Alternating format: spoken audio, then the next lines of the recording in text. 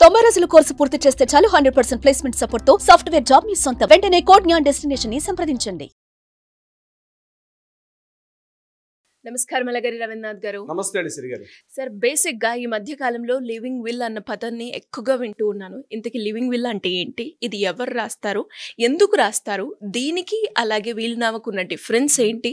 దాంతో పాటు చట్టము దీని గురించి ఏం చెప్తుంది? ఎలాంటి యాక్ట్స్ ఉన్నాయి సార్? ఆర్టికల్ 21 ప్రకారం గౌరవప్రదంగా జీవించే హక్కు అనేది ప్రతి ఒక్కరికి ఉంటుంది. వయోభేదం లేకుండా, స్త్రీ పురుషులు అంటే లింగ భేదం లేకుండా ప్రతి ఒక్కరికి కూడా జీవించే హక్కు ఆర్టికల్ 21 కల్పిస్తుంది. అదేవిధంగా గౌరవప్రదంగా మరణించే హక్కు కూడా మనకి ఉంది. ఎప్పుడైతే మన హక్కులకి జీవించే టైంలో మనకి హక్కులకు భంగం వాటిల్లైతే మనం ఎలా అయితే కోర్టుని ఆశ్రయిస్తామో, అదేవిధంగా గౌరవప్రదంగా మరణించే హక్కు కూడా ఒకటి ఉంది అని 2018లో మార్చి 9వ తారీఖు నాడు సుప్రీంకోర్టు ఒక చారిత్రాత్మక ఒక తీర్పు ఇవ్వడం జరిగింది. అది common cause versus union of India అన్నటువంటి ఒక కేసులో ఈ సంబంధించిన తీర్పు ఇవ్వడం కూడా జరిగింది. దీన్ని లివింగ్ విల్ అంటారు. అంటే లివింగ్ విల్ అంటే నేను స్పష్టంగా మీకు చెప్పే ప్రయత్నం చేస్తాను. లివింగ్ విల్ అంటే ఏంటంటే మన మరణం ఎలా ఉండాలి అంటే, మనకి ఏదైనా తెలియనటువంటి రోగాలు వచ్చినప్పుడు, అంటే కోమాలో ఉన్నప్పుడు, బ్రెయిన్ డెడ్లో ఉండేటప్పుడు, అంటే భవిష్యత్తులో ఏమవుతుందో మనకి తెలియదు. సో ఆ భవిష్యత్తులో మనం అన్కాన్షియస్లో ఉండేటప్పుడు, అన్కాన్షియస్ ఇల్నెస్లో మనం ఉండేటప్పుడు, మన మీద చేస్తున్నటువంటి లైఫ్ని నిలబెట్టడం కోసం చేసే ప్రయత్నాలు అనేక రకాల వైద్య ఖర్చులు అవుతుంటాయి. అలాగే వైద్య నిమిత్తం అనేక రకాల, అంటే మనకి ఏమవుతుందో తెలియదు. మనిషి ఐసీయూలో ఉండేటప్పుడు మనిషి అక్కడ కోమాలో కానీ, బ్రెయిన్ డెడ్ కానీ, అసలు ఏం జరుగుతుందో తెలియని స్థితిలో ఆయనని బతికించుకోవడం కోసం చెప్పి కుటుంబ సభ్యులు ఎన్నో రకాలుగా ప్రయత్నం చేస్తూ ఉంటారు. ఒకవేళ తన మరణం దగ్గర ఆసన్నం అవుతున్నప్పుడు కూడా ఆ మరణాన్ని కంటిన్యూషన్ చేయడం, అంటే మరణం లేకుండా మరికొన్ని రోజులు డ్రాగన్ చేస్తూ ఉంటారు. ఆ టైంలో తన శరీరం సహకరించకపోతున్నా బ్రతికించుకోవాలనే తాపత్రయం, ఆరాటం కుటుంబ సభ్యుల్లో చాలా వరకు మనం చూస్తుంటాం చాలామందిలో. అటువంటి సమయంలో తన ఇచ్ఛాపూర్వక మరణం, అంటే తను అనుకున్నట్టుగా తన మరణం చెందాలి, ఆ టైంలో తనకు అవసరం లేదు, అంటే తన ఇష్టాలు ఉంటాయి, తన ఇష్టాలని చెప్పుకోవడం కోసం చెప్పి తను చెప్పే స్థితిలో ఉంటాడంటే తను చెప్పే స్థితిలో ఉండకపోవచ్చు. అటువంటి సమయంలో తన యొక్క స్వేచ్ఛా మరణానికి, అదేవిధంగా తన ఇచ్ఛాపూర్వక మరణానికి, అంటే నాకు ఇంకా ఆ టైంలో అంత మెడికేషన్ అవసరం లేదు, నాకు అన్ని రకాల ట్రీట్మెంట్స్ అవసరం లేదు, అంటే తీవ్రమైనటువంటి అనారోగ్య కారణాలు, అంటే క్యాన్సర్స్ కావచ్చు, అటువంటి సమయంలో తన యొక్క కాన్షియస్ని పట్టించుకోకుండా కుటుంబ సభ్యులు కావచ్చు, బంధుమిత్రులందరూ కూడా ఆయనకి ఆ హాస్పిటల్ బెడ్ మీద ఆయనకి అవసరమా లేదని కూడా పట్టించుకోకుండా ట్రీట్మెంట్ ఇచ్చే ప్రయత్నం చేస్తారు. అటువంటి సందర్భంలో ముందుగానే ఊహించి, నాకు ఆయా సమయంలో నేను ఆ స్థితికి వెళ్ళినట్లయితే ఆ స్థితిలో నాకు ట్రీట్మెంట్ అవసరం లేదు, నాకు అవసరం లేనటువంటి ఖర్చులు నా మీద పెట్టకని చెప్పి ముందుగానే ఊహించి రాసుకున్నటువంటి విల్లుని లివింగ్ విల్ అంటారు. This is the clear information. అంటే మన యొక్క ఆస్తిపాస్తులు ఎలా ఉండాలి, మన ఆస్తిపాస్తులు ఎవరెవరికి విభజించాలి, మన ఆస్తిపాస్తులు ఎవరికి చెందాలి అనే విషయం మీద రాసుకున్నది అయితే విల్ డీడ్ అంటారు. లివింగ్ విల్ అంటే ఇప్పుడు నేను చెప్పినట్టుగా మన యొక్క చివరి మరణం మన చేతుల్లో ఉండాలి, జీవించే హక్కు మనకి ఎలా ఉందో అలాగే ఇచ్ఛాపూర్వకమైనటువంటి మరణించే హక్కు కూడా నాకు ఉంది అని చెప్తూ మనం ముందుగానే రాసుకున్నటువంటి విల్ని లివింగ్ విల్ అంటారు. ఇది యాక్చువల్గా ఇది ఎవరు రాస్తారు, ఏ సమయం అంటే ఉదాహరణకి ఎగ్జాంపుల్ నేను చెప్పే ప్రయత్నం చేస్తాను చూడండి. ఉదాహరణకు ఒక 75 ఏళ్ళ వృద్ధుడు ఉన్నాడు. ఈ వృద్ధుడికి తీవ్రమైనటువంటి ఒక బ్రెయిన్ డెడ్ సమస్య ఉంది. హాస్పిటల్లో ఐసీయూలో ఉన్నాడు. ఆయనకి ఏం జరుగుతుందో తెలియదు, బ్రెయిన్ డెడ్ అయి ఉన్నాడు. పూర్తిగా తన బాడీ అచేతనంగా ఉంది.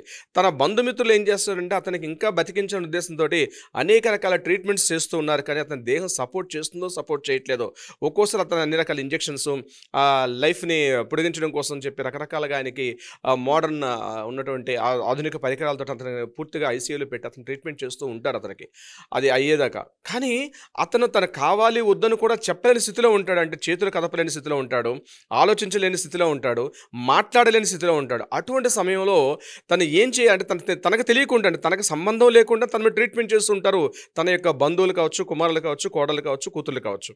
ఇటువంటి సందర్భంలో అటువంటి స్థితి నాకు ముందుగానే వస్తుంది అని ఊహించి నాకు ఆ సమయంలో ట్రీట్మెంట్ అవసరం లేదా అని చెప్తూ రాసుకున్న విల్ని లివింగ్ విల్ అని అంటారు. 2017 అక్టోబర్ 17 ఆ టైంలోనే పూర్తిగా అంటే జడ్జిమెంట్స్ వాదోపాదనలు పూర్తి అయిపోయిన తర్వాత 2018 మార్చి 9వ తారీఖు నాడు దీని మీద పూర్తిగా తీర్పిచ్చారు. అయితే ఇది ఇంకా ప్రజల్లో పూర్తిగా ఇంకా అంటే సుమారుగా ఒక 6 సంవత్సరాలు అవుతుంది ఈ యొక్క లివింగ్ విల్ గురించి ఒక హక్కులు ఉన్నాయని చెప్తూ చాలామందికి విషయం ఇంకా తెలియదు. అయితే ఈ లివింగ్ విల్ ఎవరు రాస్తారు, ఏ సందర్భంలో రాయాలి? లివింగ్ విల్ 18 సంవత్సరాల్లో పైబడినటువంటి ఎవరైనా సరే ఇది రాయడానికి అర్హులుగా ఉంటారు. 18 ఇయర్స్ కంప్లీట్ అవ్వాలి. తర్వాత ఈ 18 ఇయర్స్ కంప్లీట్ అయిన తర్వాత తనకు అటువంటి స్థితిలో తనకు ట్రీట్మెంట్ అవసరమా లేదా, అన్నెసరీ ఎక్స్పెండిచర్స్ ఆఫ్ మెడికేషన్స్ కావచ్చు, మందులు, హాస్పిటల్ ఖర్చులు ఇవన్నీ లేకుండా వీటన్నిటిని కూడా రాయాలి. ఎలా రాయాలి దీన్ని అంటే తన బంధుమిత్రులు అంటే తన ఫ్యామిలీ మెంబర్స్ అందరూ ఉండాలి. ఒక అడ్వకేట్ సపోర్ట్ కంపల్సరీ ఉండాలి. వితౌట్ అడ్వకేట్ లేకుండా ఈ విల్లు రాసే అధికారం లేదానికి తను పూర్తిగా తన కాన్షియస్గా తను రాస్తున్న సందర్భంలో తన హెల్త్ కానీ తన మైండ్ సెట్ అంతా కూడా పూర్తిగా హెల్తీగా ఉన్నట్టుగా తను ఉన్నటువంటి స్థితిలో రాయాలి. దీనికి 2 సాక్షులు కూడా అవసరం అవుతారు. ఇటువంటి సందర్భాల్లో ఆ విల్ డీడ్ రాసుకునేటప్పుడు తన హెల్త్ కండిషన్స్ అన్ని ఆ రోజు కూడా తన హెల్త్ కండిషన్స్ అని చెప్తూ తనకి ఇటువంటి స్థితిలో అందులో కాలమ్స్ అని ఉంటాయి. ఆ కాలమ్స్ ప్రకారం అడ్వకేట్ గైడ్ చేస్తారు. ఎటువంటి సందర్భాల్లో ఎటువంటి మెడికేషన్స్ అవసరం లేని చెప్తూ దాన్ని కంప్లీట్గా రాసుకున్నటువంటి ఒక డీడ్. ఇది ఇమీడియట్గా కోర్టు యొక్క ఆధ్వర్యంలో పెడుతూ అక్కడ దాన్ని రిజిస్ట్రేషన్ చేయాల్సి వస్తుంది. చేసిన తర్వాత ఈ యొక్క డాక్యుమెంట్ ఏదైతే ఉందో ఈ లివింగ్ విల్ డాక్యుమెంట్ అన్నది అది ఖచ్చితంగా కోర్టుకు సమర్పించాలి. ఇటువంటి హెల్త్ కండిషన్స్ వచ్చేటప్పుడు తన యొక్క ఏదైతే హాస్పిటల్ యాజమాన్యం మేనేజ్మెంట్ ఉంటారో మేనేజ్మెంట్ దృష్టి తీసుకెళ్లాల్సి వస్తుంది. ఇచ్ఛాపూర్వక మరణం అంటే తన హెల్త్ కండిషన్స్ ఇంకా బాగాలేదు, మా డాడీ ఆల్రెడీ అంటే మా పర్సన్స్ ఇలా రాసుకున్నారు లివింగ్ విల్ కాబట్టి ఇంకా ట్రీట్మెంట్ కొనసాగించే అవకాశం లేదు కాబట్టి అతనికి ఇమీడియట్గా చావు అంటే తనకు కావాల్సినటువంటి చావుని అంటే స్వేచ్ఛా మరణం అంటారు దాన్ని యాక్చువల్గా, అంటే ఆ రకంగా ఇంకా కంటిన్యూషన్ చేయదలుచుకోలేదు యాజ్ పర్ ఈ డాక్యుమెంట్ ప్రకారం చెప్పి హాస్పిటల్ యొక్క యాజమాన్యానికి ఇమీడియట్గా ఇన్ఫార్మ్ చేయాల్సిన అవసరం అయితే ఉంటుంది. ఇది ఎవరైనా రాసుకోవచ్చు, మేల్ ఆర్ ఫీమేల్ ఎవరైనా సరే 18 ఇయర్స్ అబవ్ ఉన్నటువంటి వాళ్ళు రాసుకోవాల్సిన పరిస్థితి. అంటే అనేక రకాల ఇబ్బందులు పడుతూ ఉంటారు, అనేక రకాల ట్రీట్మెంట్స్ నెలల తరబడి, రోజుల తరబడి, సంవత్సరాల తరబడి హాస్పిటల్లో ఐసీయూలో మగ్గుతూ ఉన్నటువంటి సమయంలో ఆ బాధను తట్టుకోలేక ముందుగానే ఊహించుకున్నటువంటి ఒక స్వేచ్ఛాపూర్వక మరణ హక్కుని దీన్ని మనం లివింగ్ విల్ అంటాం. ఇది హాస్పిటల్ చేయాలి. అయితే హాస్పిటల్ యాజమాన్యం వల్ల కానీ దీన్ని కానీ చేసినట్లయితే, దాన్ని రిజెక్ట్ చేసినట్లయితే మాత్రం ఆ హాస్పిటల్ మీద పూర్తిగా మనం పిటిషన్ వేసే వాళ్ళని కూడా మనం కోర్టు కూడా చేసే అవకాశం కూడా మనకి దీనికి సంబంధించి ఉంటుంది. దీనికి సంబంధించి so these are the primary details.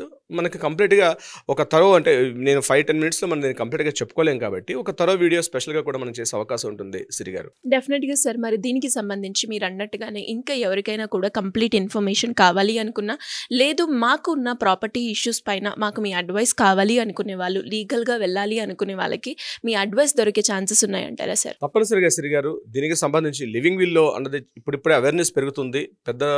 చాలా కొద్ది మందిలో మాత్రమే ఉంటుంది, అంటే సంపన్న వర్గాల్లో మాత్రమే ఉంది.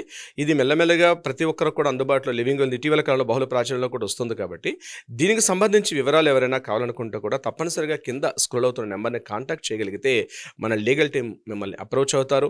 అప్రోచ్ అయ్యి మీకు కావాల్సిన సలహా సంప్రదింపులు కూడా చేస్తారు. ఎవరైతే వివరాలు ఇచ్చారో వాళ్ళ యొక్క వివరాలు కూడా, వాళ్ళ యొక్క డీటెయిల్స్ అన్నీ కూడా చాలా గోప్యంగా ఉంచబడతాయి. దీనికి సంబంధించి తప్పనిసరిగా స్క్రోల్ అవుతున్న నెంబర్ని కాంటాక్ట్ చేస్తే మిగిలిన వివరాలన్నీ కూడా మీకు తిప్పే ప్రయత్నం చేస్తారు మన లీగల్ టీం వాళ్ళకి. Thank you sir. Thank you so much. Thank you so much అండి శ్రీ గారు. సుమన్ టీవీలో మీ పర్సనల్ అండ్ బిజినెస్ ప్రమోషన్స్ కోసం కింది నెంబర్కి కాంటాక్ట్ చేయండి.